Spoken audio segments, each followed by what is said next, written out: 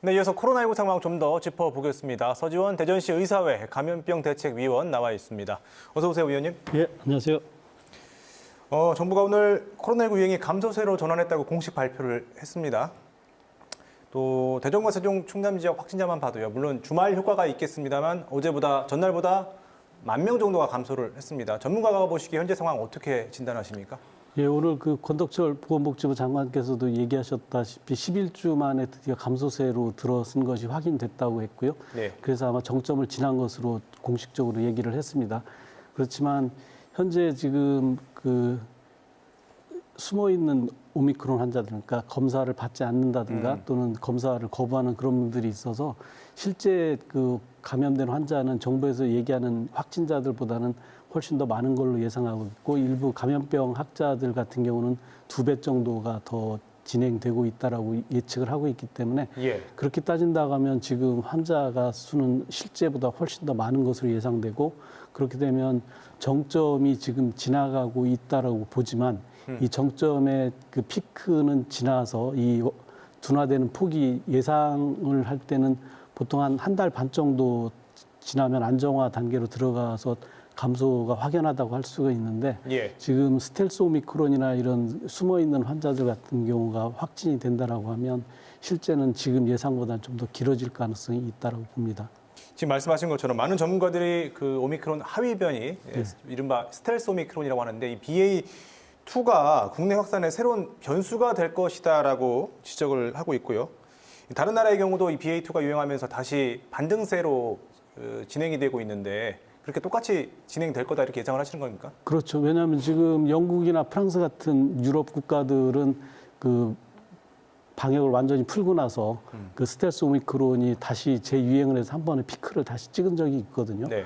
그럼 저희는 이제 거기보다 좀 늦게 진행이 되고 있지만 지난주에 그 스텔스 오미크론이 56.2%로 우세종이 된 것이 확인이 됐고 그렇게 된다라고 하면 지금 저희 정부에서 예측하고 있는 3월 말 4월 초보다는 정점 기간이 훨씬 더 길어질 가능성이 많다고 예측됩니다.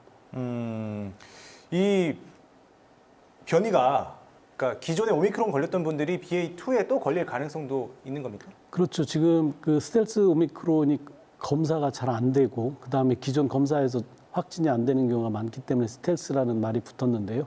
이 변종이 기존 오미크론 변이보다 좀 더 많이 발생돼 있는 상태여서 오미크론 환자 한번 앓고 지나갔더라도 그 재감염이 될 가능성은 있습니다. 이 BA2 변이 말고 또 다른 변이에도 대비를 해야 된다는 말로 나오는데 어떻게 보십니까? 그 바이러스 자체는 살아있는 생물이기 때문에 자기들이 그 복제를 하는 과정에서 그 에러가 생기는 경우가 꽤 많습니다.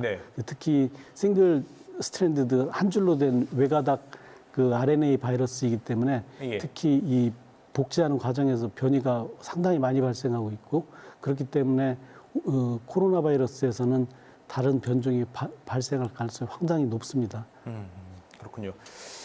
제가 이것도 한번 여쭤볼게요. 지금까지 추세를 되돌아보면 정점 후 한 2, 3주 뒤에 중증 환자가 폭증을 했습니다. 현 상황을 봤을 때 병상 부족이나 이에 따른 뭐 의료 체계에 문제 없을까요? 지금 그 병실이 중환자 발생은 60세 이상에서 한 95% 이상이 발생하고 있기 때문에 고령자 위주로 지금 그리고 기저질환이 있는 사람들 위주로 그 코로나 대비를 하는 것이 필요하고요. 지금 젊은 사람들에서는 뭐 크게 많은 영향을 미치고 있지 않지만 그 중증 질환자들이 하루에 한 375명 정도 발생하고 있기 때문에 이분들이 전국적인 숫자에서 지금 1,300명 정도 수준에 올라 있습니다. 그렇기 때문에 중환자실 가동률이 수도권 같은 경우는 지금 70%가 넘어섰고 지방병원이 한 68%, 67% 뭐 이 정도 유지되고 있어서 조만간 중환자실이 지난번 같은 부족 사태가 발생할 가능성이 꽤 높다라고 봅니다. 왜냐하면 지금 말씀하신 것처럼 지난번 67만 명까지 피크를 찍었기 때문에 그 사람들이 2, 3주 후에 그 중증 질환으로 진행된다라고 하면 이 기간이 길어지면 길어질수록 환자 발생은 훨씬 더 많아질 수 있어서 지금 중환자실 대란은 다시 한번 발생할 가능성이 꽤 높다라고 예측됩니다. 거기에 대한 대비를 해야겠네요. 자, 끝으로요. 그 현행 거리두기가 이번 주에 마무리되는데 이제 다음 주부터 적용되는 게 또 추가 완화하는 방안도 거론되고 있습니다. 이 부분 어떻게 보십니까? 지금 대한의협 같은 경우는 그 더 이상 그 거리두기를 그 완화하는 자체가 그 환자 발생을 더 폭증할 수 있는 가능성이 있기 때문에 반대하는 상황입니다. 예. 물론 이제 자영업자분들이나 이런 분들 같은 경우는 지금 더 완화해야 된다라고 얘기하지만 실제 중환자실 부족한 사태가 발생된다라고 하면 예. 지금 완화하는 것은 꼭 지금 이 단계에서 필요할까 좀 더 늦춰서 진행하는 것이 옳지 않을까라는 것이 의협의 기본적인 입장입니다. 조금 더 보수적으로 볼 필요가 있다 이 말씀이시네요. 예, 알겠습니다. 오늘 여기까지 듣겠습니다. 예. 고맙습니다. 수고하십시오.